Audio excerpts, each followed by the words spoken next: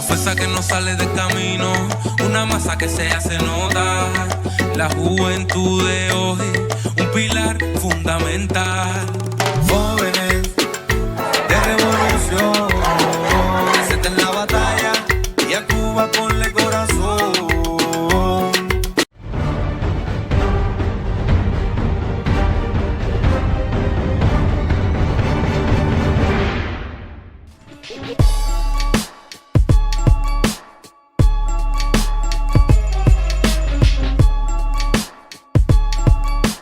Buenas noches, familias de Jóvenes en Revolución. Abrazongo fortísimo. En estos días estábamos debatiendo las nuevas medidas del gobierno de Trump y la agenda personal de Marco Rubio. Y caímos en el tema de la emigración, sus causas y sobre todo cómo ha sido la familia cubana la mayor víctima de las políticas del gobierno de turno. La verdad, las cosas como son. Desde la operación Peter Pan en otoño de 1960 a solo unos meses del triunfo de la revolución, una operación dirigida por el Departamento de Estado de Estados Unidos y la Iglesia Católica como operadora de tan criminal manipulación sobre la clase media y media baja. La operación Peter Pan fue uno de los capítulos más miserables de la guerra de propaganda contra la recién triunfante Revolución Cubana. En 1960, la Iglesia Católica Cubana extendió el bulo de que el gobierno revolucionario pretendía arrebatar a sus progenitores la patria potestad de todos los niños y niñas de Cuba. Y entre diciembre de 1960 y octubre de 1962, en una operación dirigida por el sacerdote Brian Walsh, financiada por el gobierno de Estados Unidos y coordinada con la CIA, fueron llevados hacia Miami más de 14,000 niños y niñas. Entre los niños Peter Pan hubo quienes, ya adultos, se rebelaron contra todo aquello y defendieron con valentía la Revolución Cubana. Es el caso de Carlos Muñiz Varela, quien desde Puerto Rico promovió los intercambios con su país y que fue asesinado por la ultraderecha cubano-americana en 1979. Por el contrario, otros, como el senador Mel Martínez o el músico Willy Chirino, se sumaron a esta ultraderecha partidaria del bloqueo y la intervención en Cuba. Hoy, en Miami, esta sucia operación de propaganda que utilizó a miles de niños inocentes con fines de desestabilización política sigue siendo contada en universidades y medios de comunicación como una conmovedora historia de cubanos huyendo del comunismo. Y es que la guerra de propaganda contra Cuba continúa, hoy reconvertida en guerra mediática, y es cada día más sofisticada, ramificada y poderosa. Ahí comenzó todo con la familia cubana. Más de 14,000 niños, los cuales muchos no volvieron a ver a sus padres a pesar de la promesa de la iglesia del anhelado encuentro. Esos bastardos me mintieron. Por otra parte, y sobre los años 60, muchas familias de clase alta ya habían emigrado a Estados Unidos. Muchas fueron a parar a la Florida y en su gran mayoría pensando regresar a Cuba en unos meses que supuestamente caería el gobierno de los barbudos. Suena como un gran sueño. Y así comenzó la gran industria anticubana, donde como primera y gran acción sería la invasión en Bahía de Cochinos.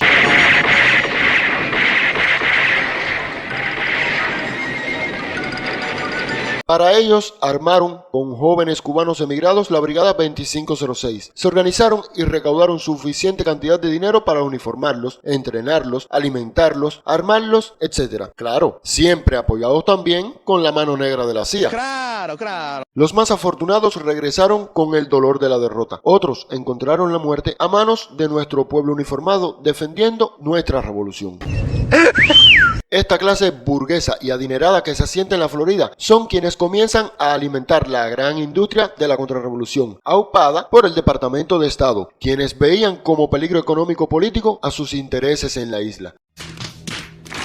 En programas anteriores ya hablamos de la gran influencia de compañías norteamericanas, el gobierno de ese país y la CIA. ¿Por qué Centroamérica es pobre? ¿Por qué hay tantos problemas económicos y políticos en esta parte de América? Muchos culpan al llamado pulpo, una empresa tan poderosa que a principios del siglo XX tenía sus tentáculos en casi todos los países de Centroamérica y el Caribe, controlando su economía y política desde Colombia hasta la República Dominicana. Se llamaba la United Fruit Company y su guardaespaldas personal era el gobierno estadounidense. A sus órdenes, soldados americanos invadieron país tras país. La CIA tumbó gobierno tras gobierno e instalaron dictadores títeres, creando así las infames repúblicas bananeras. Esta es la historia de cómo la United Fruit Company y el gobierno de los Estados Unidos conquistaron Centroamérica con bananas. Me quedó bien claro. Así que esa mafia miamera fue alimentada por el gobierno de Estados Unidos. Tenían un único interés: tumbar la revolución. Eso no va a pasar. Y de esa forma es que comienza un trato preferencial con la migración cubana, todo acompañado del naciente bloqueo a Cuba en 1960, y ya comenzaban las transmisiones radiales contra Cuba desde Radio Swan y posteriormente La Voz de las Américas, ambas promoviendo acciones contrarrevolucionarias en Cuba y estimulando las salidas ilegales. Eso es de gente muy cochina. Pero veamos a través de los años cómo los Estados Unidos ha favorecido y estimulado esa migración. El presidente John Kennedy aprobó el programa para refugiados cubanos, Cuban Refugee Program, que asistía a los migrantes de nacionalidad cubana llegados a Estados Unidos después del 1 de enero de 1959. En 1966, Estados Unidos aprueba la Ley de Ajuste Cubano, un beneficio único en su clase que garantiza un camino directo a la residencia permanente a todo el ciudadano cubano que sea procesado de manera legal a su llegada y permanezca en el país por al menos 1 año y 1 día. En 1995, el gobierno de Bill Clinton llegó a un acuerdo con Fidel Castro para poner fin a este éxodo masivo y favorecer la migración ilegal. A partir de ese momento, todo el cubano interceptado en el mar, pies mojados, sería devuelto a Cuba, mientras que quienes tocaran tierra, pies secos, disfrutarían de beneficios inmediatos junto a la residencia garantizada bajo la Ley de Ajuste Cubano. Tras un histórico anuncio de restablecimiento de relaciones, 7 meses antes, en julio y agosto de 2015, los gobiernos de Barack Obama y Raúl Castro reabren sus embajadas en Washington y La Habana luego de más de medio siglo desde su cierre. En enero de 2017, Barack Obama pone fin a la política pies secos, pies mojados días antes de finalizar su segundo y último mandato, poniendo fin a los beneficios automáticos para los migrantes cubanos llegados a suelo estadounidense. A pesar de que en el gobierno de Obama se agudizaron las sanciones a bancos, navieras, aseguradoras y empresas e incrementar la mal llamada prensa independiente en las redes y la web, al restablecer las relaciones diplomáticas comenzó un flujo normal de visado. Muchos cubanos que desde la isla pudieron visitar a familiares y amigos con un flujo normal, cosa esta que contentó a las familias cubanas desde ambas orillas, la cercanía con un puente aéreo entre ambos países hacia un viaje económico y rápido. Acción esta que Trump en su primer mandato troncó no más que llegara, cerrando las operaciones de visado en la embajada de Estados Unidos, teniendo que solicitar la visa en Guyana o México y sin ninguna garantía de visado. El Servicio de Ciudadanía e Inmigración de Estados Unidos anunció el cierre de su oficina en Cuba, ubicada en la Embajada de La Habana, y de esta forma la sede diplomática se queda permanentemente sin la oficina que se encargaba de otorgar visas y tramitar documentos para viajar al territorio norteamericano. La Oficina de Ciudad de México asumirá la jurisdicción de La Habana sobre asuntos de inmigración de los Estados Unidos para las personas que se encuentran en Cuba. El Departamento de Estado y también esta Oficina de Servicios de Inmigración están determinando los arreglos para procesar las solicitudes de visa, cuyos detalles se darán a conocer próximamente. Así que unos a Guyana y otros a México, depende del caso, tendría que llamar por teléfono. Ah, eso tiene sentido. No lo tiene. No lo tiene. Junto a esta acción, toma además una serie de sanciones contra Cuba hasta llegar a 243 medidas, y siguiendo su política de asfixia al pueblo cubano, incluye a Cuba en la lista de países patrocinadores del terrorismo. Todo esto inmerso el planeta en la más mortal de las pandemias. ¡Ya nos exhibiste! Nuevamente la familia cubana es afectada. Elimina visas, elimina vuelos a provincias, elimina forma de envío de remesas y agudiza el bloqueo. Terrorista, porque es un terrorista. Al llegar Biden al poder, poco cambia en relación a las 243 medidas de asfixia de Trump. La embajada reanuda sus operaciones, pero de forma muy reducida. Las actuales regulaciones vigentes en Estados Unidos crean un estímulo adicional a la migración irregular de cubanos hacia ese país. Esa política, que hay mucho de estímulos y beneficios a los migrantes cubanos, ha fomentado la percepción en muchos cubanos que tienen la intención de emigrar, de que por el hecho de ser cubanos, ya ellos tienen el derecho de viajar a los Estados Unidos y de ser aceptados en los Estados Unidos, con independencia de la vía o la forma que utilicen para llegar a ese país. Lo que estamos viendo hoy no es la primera vez que ocurre, no es la primera vez que Estados Unidos promueve escenarios migratorios como los que estamos enfrentando en el día de hoy. En el contexto actual, el migrante cubano tiene el resultado de un estímulo histórico a la migración irregular. Tiene que se han cerrado los canales legales de migración. La administración del presidente estadounidense Joe Biden incumple los acuerdos migratorios firmados con Cuba. Recordemos que es prácticamente desde el verano pasado que vienen diciendo que van a tomar medidas en la oficina de La Habana. Esto moviliza a la gente. Cuando Darío se refería al efecto acumulado en cumplimiento de los acuerdos, estamos hablando de una cifra que puede estar entre las 80 y 90 mil visas de inmigrantes que no se han entregado. Y no estamos hablando de las de visitantes. O sea, si le sumamos la mala fe en la actuación en el tema migratorio, están las visas de inmigrantes, pero están también las visas de visitantes temporales que no se han dado. Estados Unidos presiona a otros países de la región para obstaculizar el flujo de cubanos hacia su frontera, pero sin cambiar su política. Hay un grupo de países que antes fueron utilizados como trampolín para alentar la migración desde Cuba, antes de la reforma de la política migratoria del año 2013 en Cuba, y ahora son utilizados para el control. Y nosotros tenemos información, o sea, Cuba tiene información de las expresiones que se han ejercido, sobre todo intensamente en las últimas semanas, para que se tomen un grupo de medidas, que son medidas soberanas, que cada país decide cómo regular su migración, pero sabemos que han sido a partir de presiones que se han ejercido. Cuba ha tratado estos temas directamente y por canales diplomáticos con las autoridades de Estados Unidos. Se ha expresado que la conducta actual es abusiva con el aspirante cubano a emigrar. ¿Entiendes, verdad? A su vez, crea instrumentos migratorios como el Parol y el CBP-1 para dar entrada a migrantes cubanos. También cubanos se sumaron a la caravana de migrantes de Centroamérica y rápidamente esos youtubers vieron su filón y comenzaron todo un asesoramiento como este, por ejemplo. Hola, ¿qué tal? Soy Mario Pentón. Y en este video te voy a enseñar a prepararte para la entrevista de miedo creíble. Esto es vital si estás pensando pedir asilo en los Estados Unidos. ¿Cuáles son los errores comunes que cometen los inmigrantes cuando lleguen a su proceso de miedo creíble? El primero es que muchas personas llegan diciendo de que vienen a Estados Unidos a iniciar una nueva vida, vienen a Estados Unidos a ayudar a sus familias, vienen a Estados Unidos a tener un futuro mejor porque en su país no hay trabajo. Automáticamente, si usted dice eso, está descalificado. Porque la entrevista, ya lo dice el nombre, es de miedo creíble. No es para que usted venga aquí a buscar trabajo o para que venga en busca del sueño americano. No lo entiendo. I don't understand. Si usted recibió golpes, si usted fue encarcelado, tiene que recordar los detalles de los peores maltratos que ha recibido. Tiene que describir todo eso ante un oficial, porque el miedo tiene que ser creíble. Es decir, usted tiene que hacer una historia que sea creíble. ¿Qué dijo? ¡Ha dicho! Usted tiene que hacer una historia que sea creíble. Usted tiene que hacer una historia que sea creíble y que el oficial vea de que efectivamente usted viene huyendo. ¿Es un libro? ¿Una película? ¿Una obra? Pero muchas de estas familias que adoptaron esta vía como forma de reunificación hoy en este nuevo mandato de Trump se ven afectadas, al igual que las que entraron por Parol o CBP-1. Un limbo migratorio están hoy inmigrantes que ingresaron a Estados Unidos a través de 3 programas de la administración Biden, entre ellos el Parol humanitario. El gobierno de Estados Unidos acaba de pausar el procesamiento de solicitudes de residencia y esto afecta principalmente a cubanos que ingresaron bajo ese programa. Para los cubanos, esta pausa significa que no podrán obtener su residencia y quedarán en un limbo migratorio mientras se revisan sus casos. Específicamente, cómo va a afectar es el hecho de que esta pausa no tiene un fin, no tiene una fecha donde nos están diciendo en 3 meses, en 5 años es que vamos a tomar la decisión de quitar la pausa, es indefinida. En lo que se investiga, los funcionarios no podrán procesar las solicitudes de residencia ni de asilo político, ya lo sabes. Todas las solicitudes migratorias están suspendidas indefinidamente.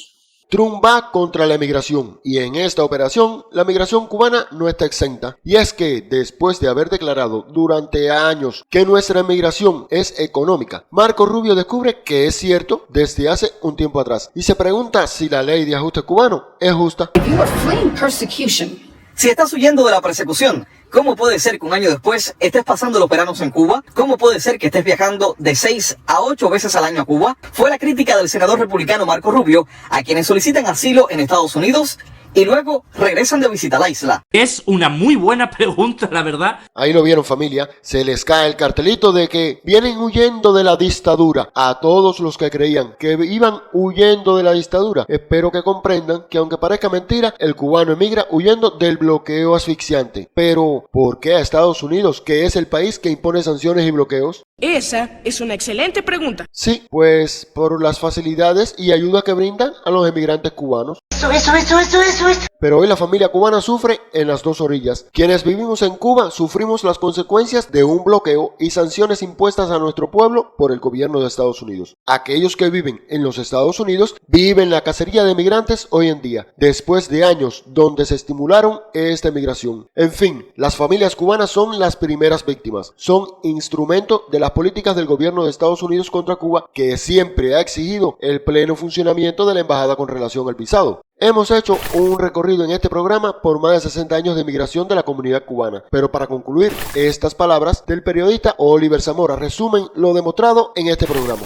Y en esa cuerda está el tema migratorio, que ojo, se ha utilizado siempre, históricamente, con fines políticos contra Cuba y otros países, y que ahora, caída la máscara, el mensaje es muy claro. Tú, inmigrante cubano, venezolano, no me interesas, no eres mi prioridad, solo formaste parte de mi discurso para engrasar a mi favor esa maquinaria de odio que puede ser muy rentable en tiempos electorales. Es la penosísima realidad de tantos que con una residencia o con una ciudadanía adquirida que sí le permite votar, se dejaron embriagar por los aires trumpistas y ven ahora a hijos, a hermanos, amigos, encarando la posibilidad real de una deportación o incluso, quién sabe, que alguna medida futura ponga en peligro su propio estatus legal en ese país. Pero, y esto me parece particularmente importante, junto a Trump también se les ha caído la máscara de hierro siempre más blanda que sus músculos faciales, intento ser fino en este sentido, a ese grupo de políticos de la maquinaria anticubana. ¿En qué posición quedan ahora? ¿Alguien puede creerles cuando vuelvan a decir, a repetir que defienden los intereses de la comunidad cubana o de la comunidad venezolana en Estados Unidos, particularmente en la Florida? De hecho, haber creído en ese discurso, en esas palabras, era un acto de ingenuidad. Un político que te obliga a emigrar a otro país por las medidas que toma contra tu país, que te obliga a mentir frente a las entidades migratorias y que luego quiere impedir que viajes a tu país de origen o mantengas vínculos con algo tan sagrado como puede ser una madre o un hijo. ¿Quién puede creer que alguien así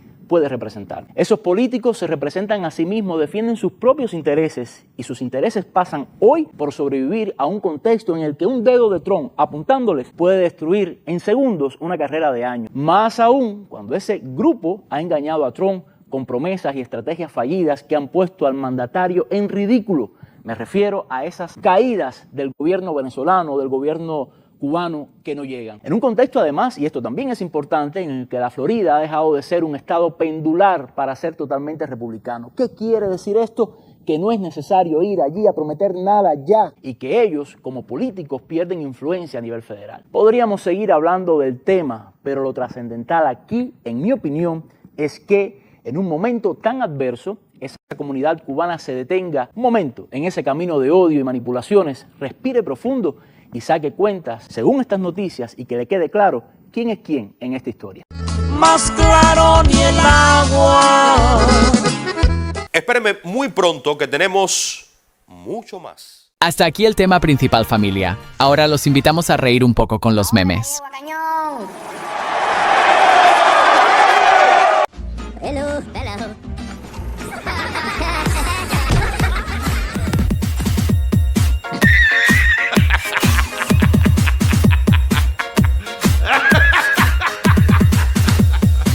Tú le pegas con la papaya.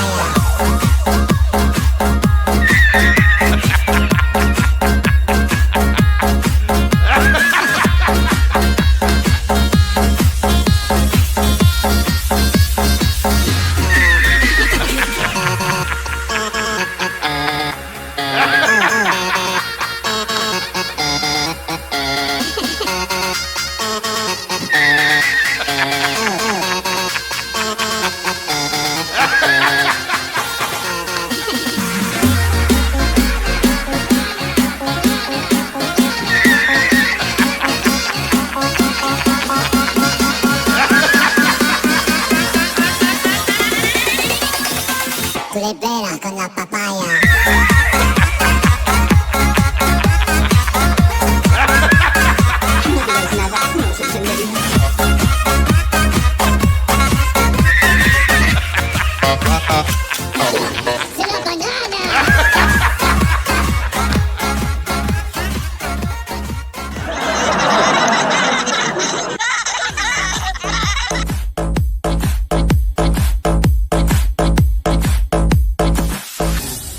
Oh, hello, papagena. Tú le pegas con la papaya.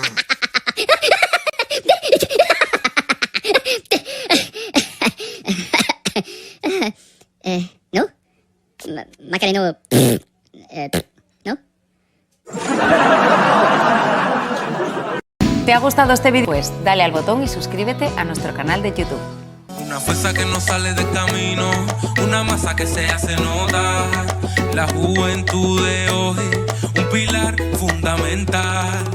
Jóvenes de revolución, presente en la batalla y a Cuba ponle corazón. Especialmente con el presidente que está trabajando muy bien y bastante. Digo, más veces de la cuenta. Tiene que descansar de vez en cuando igual que usted. ¡A Cuba! ¡Por el corazón! Vamos, que estamos perezosos con los dedos. Dale a suscribir. ¿Por qué? Porque subo vídeos todos los días. Y dirás, ¿cuándo? Pues pincha la campanita y así YouTube te avisa. No te tienes que molestar. ¡Ya, vídeo!